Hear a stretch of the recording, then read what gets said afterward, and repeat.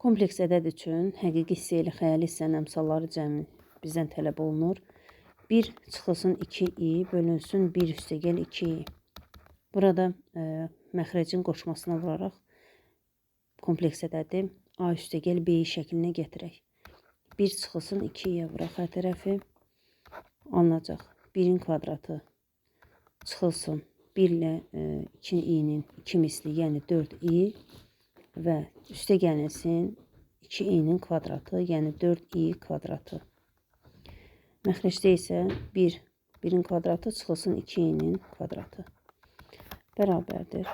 Sürətdə alınır 1 çıxılsın 4i çıxılsın i'nin kvadratı -1 olduğu üçün -4 verir.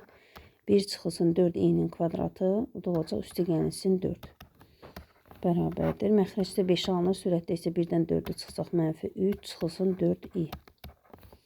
Və buradan həqiqi hissənin əmsalı olur -5'də 3. Xəyali hissənin əmsalı isə -5'də 4. Deməli, RZ bərabərdir -5'də 3'ə. İmZ isə -5'də 4'ə. Və toplayaq bunları. -5'də 3 üstə gəlinsin -5'də 4 bərabərdir -5'də 7. -5'də 7 də 1 tam onda 4 eləyər.